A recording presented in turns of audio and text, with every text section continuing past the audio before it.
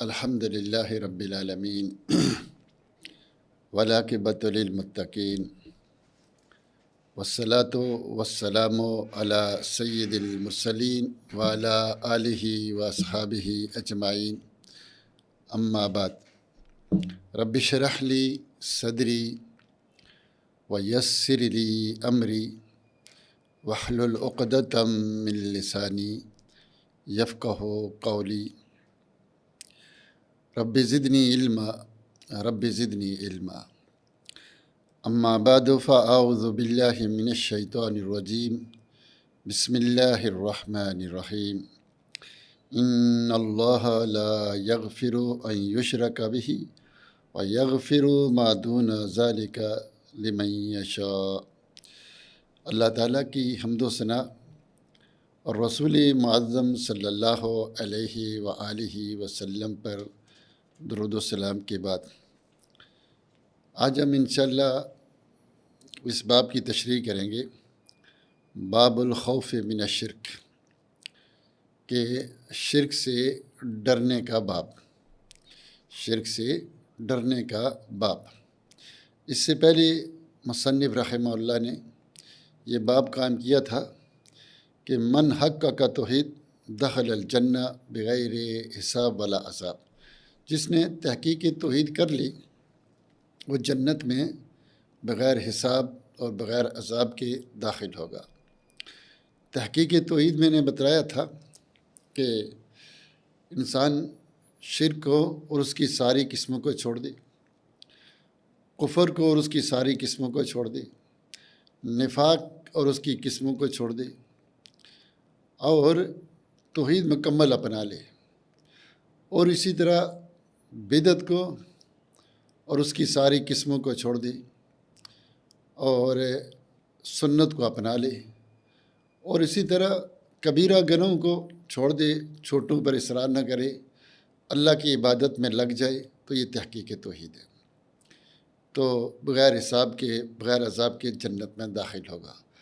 اگر کسی کے پاس اتنی قیمتی چیز آ گئی ہے، اتنی قیمتی چیز، تو وہ ڈرے گا کہ یہ کہیں ضائع نہ ہو جائے، وہ ڈرے گا وہ انسان کہ میرے پاس کروڑوں کا مال ہے، اربوں خربوں کا مال ہے، ایسی چیز ہے جس کی وجہ سے اللہ تعالیٰ مجھے جنت الفردوس میں بغیر حساب اور عذاب کے ڈالے گا، کہیں کوئی چور چوری نہ کر لے، کسی طریقے سے یہ چیز ضائع نہ ہو جائے، میرے پاس یہ میرے پاس رہے، اسی طرح میں فوت ہو جاؤں تاکہ میں کامیاب ہو جاؤں، جنت میں چلا جاؤں۔ تو اس لیے اگلا باب لائے ہیں مصنف رحمہ اللہ کہ باب الخوف من الشرک، کہ پھر وہ شرک سے ڈرتا ہے، چونکہ یہ جو شرک ہے یہ توحید کو ختم کر دیتی ہے۔ جہاں شرک ہوتا ہے پھر توحید وہاں سے چلی جاتی ہے، اور جہاں شرک آتا ہے پھر جہنم میں جانا لازمی ہو جاتا ہے، کیونکہ اللہ تعالیٰ شرک معاف نہیں کرتا۔ اللہ نے قرآن میں 2 ٹوک کہہ دیا، ان اللہ لا یغفر ان یشرک بہ ویغفر ما دون ذلک لمن یشاء، کہ شرک معاف نہیں کروں گا، چاہے وہ شرک اصغر ہو یا اکبر ہو، خفی ہو، شرک معاف نہیں ہوگا۔ اگر شرک ہوگا تو جہنم کی آگ میں لازمی جانا ہے۔ شرک تحت مشیت اللہ نہیں کہ چاہے اللہ معاف کرے چاہے نہ کرے، نہیں، اللہ گناہوں کو چاہے معاف کرے چاہے نہ کرے، لیکن شرک کو کبھی معاف نہیں کرے گا، شرک کو اللہ کبھی معاف نہیں کرے گا۔ جو شخص مرا اس حالت میں کہ اس کے پاس شرک کی کوئی نہ کوئی قسم موجود ہے، تو اللہ رب العزت اس کو جہنم میں ضرور ڈالے گا۔ تو جس چیز کی وجہ سے انسان جہنم میں جائے گا تو وہ اسے ڈرے گا نہیں کیا، تو اس سے تو بہت زیادہ اس کو ڈر ہوگا کہ میرے پاس کہیں شرک نہ آ جائے، میں توحید پر مروں۔ اور جو شخص ڈرے گا وہ جس کے پاس توحید ہوگی، مثلا اگر کسی کے پاس اربوں کا سونا ہو تو وہ ڈرے گا کوئی چوری نہ ہو جائے، کوئی چور چوری نہ کر لے، لیکن جس کا گھر خالی ہو اس کو تو ڈر نہیں لگے گا، اس کو کوئی پرواہ نہیں ہوگی۔ تو جس کے پاس توحید مکمل ہوگی تو وہ ڈرے گا، تو شرک سے ڈرے گا، کیونکہ شرک اس کی توحید کو خراب کر دے گی۔ اور جب وہ ڈرے گا تو شرک کو سیکھے گا کہ شرک کیا ہے۔ شرک کسے کہتے ہیں، اس کی تعریف کیا ہے، شرک اکبر کیا ہے، اصغر کیا ہے، خفی کیا ہے، اس کی قسمیں کیا ہیں، اس کا کیا انداز ہے، اس کو سیکھے گا تاکہ اس سے بچ سکے، تاکہ اس سے وہ بچ سکے، کہیں انجانے میں اس سے شرک نہ ہو جائے، چونکہ شرک میں جہالت بھی معاف نہیں ہے۔ دیکھیے نا، ایک آدمی نے غلطی سے کوئی کام کر لیا، غلطی سے نمازیں قبلہ کہیں اور ہے، اس نے کسی دوسری طرف منہ کر کے نماز پڑھ لی، تو اللہ اس کو معاف کر دے گا، اس کی نماز قبول ہو جائے گی۔ یا غلطی سے قتل کر دیا، اللہ وہ بھی معاف کر دے گا، ٹھیک ہے۔ غلطی سے کسی ایسی لڑکی سے شادی کر دی جو اس کی رضائی بین نکلی، تو اللہ اس کو بھی معاف کر دے گا، آئندہ نہ کرنے کے، جو فوراً الگ ہو جائیں گے، توبہ کریں گے، اور اللہ تعالیٰ اس سے معاف کر دے گا۔ لیکن علماء نے یہی لکھا ہے، یہ بحث آگے آئے گی، اور قول اور راج یہ ہے کہ جہالت میں کفر بھی معاف ہے، ہر چیز معاف ہو سکتی ہے، لیکن جہالت میں شرک معاف نہیں ہے۔ جہالت میں شرک معاف نہیں، کہ پتہ نہیں وہ شرک کر رہا ہے، تو شرک جو ہے جہالت میں بھی معاف نہیں ہے۔ اگر جہالت میں معاف ہوتا تو نبی صلی اللہ علیہ وسلم کے آنے سے پہلے جو لوگ شرک میں مرے ہیں ان تک تو دعوت پہنچی بھی نہیں تھی، تو وہ زیادہ اس بات کے مستحق تھے کہ اللہ ان کو معاف کر دیتا۔ تو اس لیے علماء کا راجح اور صحیح قول یہ ہے کہ شرک جو ہے وہ جہالت میں بھی معاف نہیں ہے۔ تو جب شرک جہالت میں بھی معاف نہیں ہے، نہ جان بوجھ کر نہ غلطی سے کسی حال میں، تو پھر انسان کیا ہے کہ وہ بہت احتیاط کرے گا، شرک کو سیکھے گا، اس کی ساری قسموں کو سیکھے گا کہ کہیں مجھ سے شرک نہ ہو جائے اور میں جہنم میں نہ چلا جاؤں، اور توحید کو سیکھے گا کہ توحید کیا چیز ہے تاکہ اس پر عمل کروں اور جنت میں جاؤں گا۔ تو اس کا دن اور رات ہر وقت کوشش و کاوش ہوگی کہ میں توحید کی ساری قسمیں پہچان لوں، سارے انداز پہچان لوں، شرک بھی، تاکہ توحید کو اپنا سکوں اور شرک کو چھوڑ دوں۔ وہ یہ کرے گا چونکہ اس کو پتہ ہے کہ شرک معاف نہیں ہوتا۔ اللہ تعالیٰ نے قرآن میں صاف کہہ دیا ہے کہ الذین آمنوا ولم یلبسوا ایمانہم بظلم اولئک لہم الامن وہم مہتدون، کہ جو ایمان لے آئے، ایمان لانے کے بعد پھر اس ایمان میں شرک نہ ہو، وما یؤمن اکثرهم باللہ الا وہم مشرکون، بہت سارے ایمان لانے والے بھی ہیں لیکن وہ شرک کرتے ہیں، اللہ پر ایمان لاتے ہیں پھر بھی شرک کرتے ہیں۔ تو ہر ایمان اللہ کو قبول نہیں، ہر ایمان جنت میں نہیں لے کر جائے گا۔ وہ ایمان، وہ توحید جنت میں لے کے جائے گی جس کے اندر شرک نہ ہو، جس کے اندر شرک نہ ہو۔ اگر شرک بھی ہو رہا ہے، اور اس کے ساتھ ساتھ نمازیں بھی پڑھی جا رہی ہیں، روزے بھی، ایمان بھی، اسلام بھی، تو اس کے لیے یہ جنت میں نہیں جائے گا۔ تو اس کے لیے کیا کرنا ہے؟ شرک سے بچنا ہے۔ کچھ لوگ کہتے ہیں ہم تو مسلمان ہو گئے، ہمارا کیا مسئلہ ہے بھائی، ہم تو سیدھے جنت میں جائیں گے۔ اللہ نے قرآن میں 18 نبیوں کا نام لیا، پھر ان کے بارے میں کہا وَلَوْ أَشْرَكُوا لَحَبِطَ عَنْهُمْ مَا كَانُوا يَعْمَلُونَ، اگر یہ 18 نبی بھی شرک کر لیتے تو اللہ ان کے بھی اعمال نامے کو برباد کر دیتا، یہ بھی خسارے میں چلے جاتے، یہ بھی جہنم میں چلے جاتے۔ اب سوچیں کہ نبی شرک نہیں کر سکتے، لیکن اللہ نے ہمیں سمجھانے کے لیے کہا ہے کہ اگر ان نبیوں سے بھی شرک ہو جائے تو اللہ ان کے بھی اعمال کو برباد کر دے۔ 24ویں سپارے میں سورہ زمر میں اللہ نے محمد رسول اللہ صلی اللہ علیہ وآلہ وسلم کو خطاب کر کے کہا کہ وَلَقَدْ أُوحِيَ إِلَيْكَ وَإِلَى الَّذِينَ مِن قَبْلِكَ لَئِنْ أَشْرَكْتَ لَيَحْبَطَنَّ عَمَلُكَ وَلَتَكُونَنَّ مِنَ الْخَاسِرِينَ بَلِ اللَّهَ فَاعْبُدْ وَكُن مِنَ الشَّاكِرِينَ۔ خود اللہ رب العزت نے محمد رسول اللہ کو کہا صلی اللہ علیہ وسلم کہ اگر آپ سے بھی شرک ہو جائے، لَئِنْ أَشْرَكْتَ لَيَحْبَطَنَّ عَمَلُكَ، آپ کے اعمال بھی سارے ختم، ڈیلیٹ، باطل، حبط عملہ، آپ کے حبوط اور عمل ہو جائے گا، ختم ہو جائیں گے، ڈیلیٹ۔ اگر محمد رسول اللہ صلی اللہ علیہ وسلم سے شرک ہو جائے، وہ نہ بچیں، میں اور آپ کیسے بچیں گے؟ تو پتہ یہ چلا، یہ نہیں ہو سکتا کہ اللہ کے رسول شرک کر لے، کوئی نبی کر لے، یہ ممکن نہیں ہے۔ لیکن اللہ رب العزت ہمیں سمجھانے کے لیے کہہ رہا ہے، اس مستی میں نہیں رہنا کہ ہم نے کلمہ پڑھ لیا جو مرضی کریں، نہیں، ایسا نہیں ہے، بلکہ کلمہ پڑھنے کے بعد بہت احتیاط کرنی ہے کہ غلطی سے شرک نہ ہو جائے، اگر شرک ہو گیا تو پھر جہنم لازم ہو جائے گی۔ تو اس لیے جب آپ شرک کریں، کیا کہتے ہیں، اسلام لے آئے، ایمان لے آئے، تو پھر بہت کوشش کریں کہ کیا کریں، آپ شرک نہ کریں۔ اب دیکھیے نا، ابراہیم علیہ الصلاۃ والسلام کیا ہیں؟ ابو الانبیاء ہیں، اور سب سے بڑے موحد۔ ان کے بارے میں قرآن نے بڑی مثالیں دی ہیں، بڑی تفصیلی ان کی زندگی ہے۔ وہ دعا مانگ رہے ہیں اللہ سے، کیا؟ وَجْنُبْنِي وَبَنِيَّ أَن نَعْبُدَ الْأَصْنَامَ رَبِّ إِنَّهُنَّ أَضْلَلْنَ كَثِيرًا مِنَ النَّاسِ۔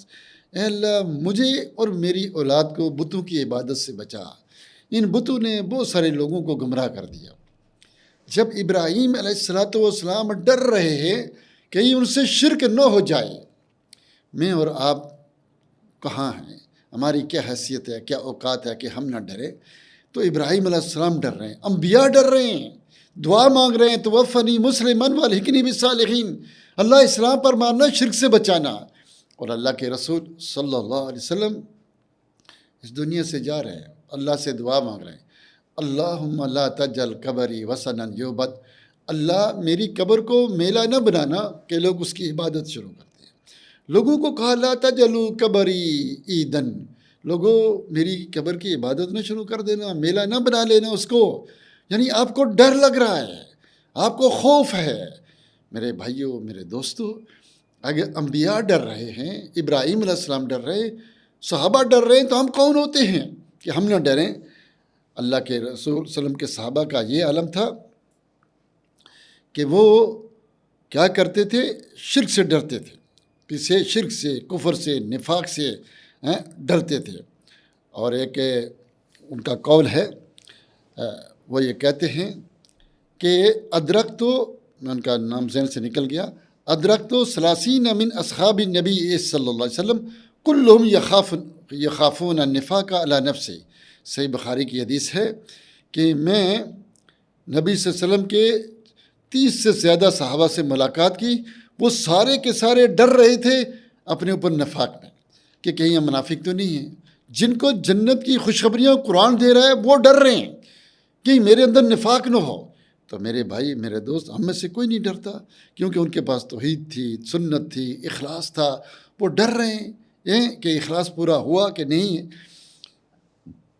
عمر رضی اللہ تعالیٰ عنہ نے ایک دن حذیفہ رضی اللہ تعالیٰ عنہ سے کہا، حذیفہ بن یمان جو جن کو اللہ کے رسول صلی اللہ علیہ وسلم نے اپنا رازدان بنایا تھا، اور انہوں نے ان لوگوں کے نام بتا دیے تھے، اللہ کے رسول صلی اللہ علیہ وسلم نے حذیفہ بن یمان کو ان لوگوں کے نام بتائے تھے جو منافق تھے۔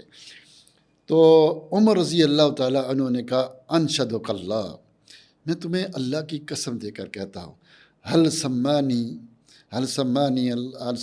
لک رسول اللہ صلی اللہ علیہ وسلم ما من المنافقین، ما من سما من المنافقین، کیا میرا نام بھی ان منافقین میں ہے؟ جن منافقین کے نام اللہ کے رسول نے آپ کو بتائے ہیں ان میں میرا نام تو نہیں ہے۔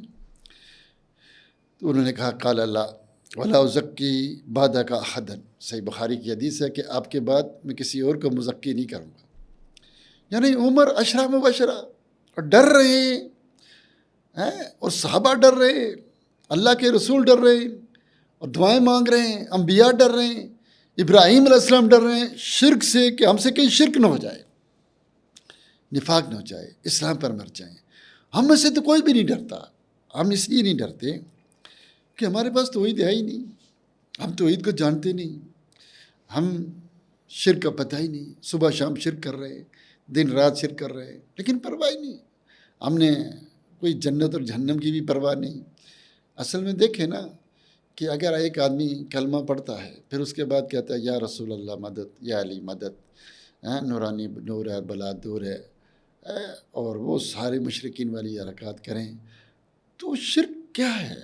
شرک ہمارے یہاں، میں آگے چل کے اس کی تفصیل سے تشریح کروں گا، یعنی ہمیں شرک کا پتہ ہی نہیں، ہمیں توحید کا پتہ ہی نہیں، ہم علی بات نہیں جانتے، اس لیے ہمیں ڈرتے نہیں۔ ڈرے تو وہ جس کے پاس توحید ہو، جو شرک کو جانتا ہو، توحید کو جانتا ہو، وہ شرک سے ڈرے گا، اس کو دن رات پریشانی ہوگی کہ مجھ سے کہیں شرک نہ ہو جائے۔ اللہ اکبر، اللہ میں اخلاص عطا کر۔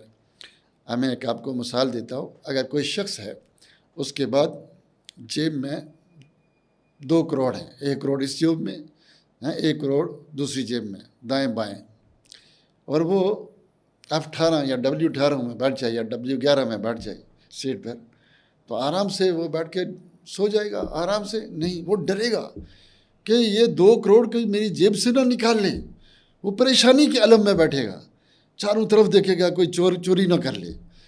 اور جس کی جیب خالی ہوگی وہ آرام سے ٹانگی لمبی کر کے سوئے گا، کھراٹے مارے، اس کو کیا پرواہ، اس کی جیبیں خالی ہیں، اس کو کوئی خطرہ نہیں، کوئی ڈر نہیں۔ اسی طرح جس کے پاس توحید ہوتی ہے، جس کی وجہ سے اس کو جنت الفردوس ملنی ہے بغیر حساب اور عذاب کے ہیں، اور اگر وہ توحید نہ ہوگی تو شرک کی وجہ سے جہنم ہمیشہ ہمیشہ، وہ جہنم ایسی ہے کہ اگر اس کے بارے میں ہم تصور کرنا چاہیں تو تصور نہیں کر سکتے۔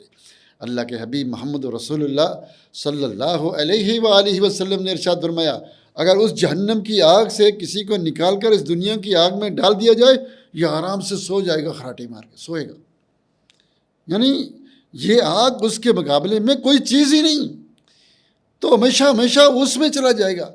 تو اگر کوئی شخص جہنم کو جانتا ہے اور جس شرک کی وجہ سے ہمیشہ ہمیشہ جہنم ہے، تو وہ دن رات شرک کو کیا نہیں سیکھے گا؟ یہ شرک کیا تھا کہ اس سے بچ سکوں ہیں؟ وہ دن رات سیکھے گا، 24 گھنٹے کوشش کرے گا، توحید سیکھے گا، ساری چیزیں چھوڑ کر۔ لیکن ہم سارے کام کرتے ہیں، اگر ہم نہیں کرتے تو ہم شرک نہیں سیکھتے تاکہ بچ سکیں، توحید نہیں سیکھتے تاکہ اس کو اپنا سکیں، چونکہ ہمارے معاشرے میں اس کی ویلیو ہی نہیں، یہ بازار میں بکتی ہی نہیں، کوئی سنتا ہی نہیں، یہ اس کو کیا کرے گی؟ تو شیطان نے سب کو دور کیا ہوا ہے کہ نمازیں پڑھتے رہو، روزے رکھتے رہو، حج بھی کرتے رہو، لیکن شرک پہ لگے رہو، یہ شرک لے کے جاؤ، تمہارا کوئی ایک عمل اللہ کے قبول نہیں، ایک عمل بھی، اگر تمہارے پاس شرک ہے، اگر تمہارے پاس شرک ہے۔ اس لیے میں خود سب سے پہلے اللہ تعالیٰ سے دعا کرتا ہوں، اپنے مسلمانوں کے لیے دعا کرتا ہوں کہ اللہ ہمیں شرک سے بچائے، توحید کو اپنانے کی توفیق دے، اور ہمارے دل میں ڈر ہونا چاہیے۔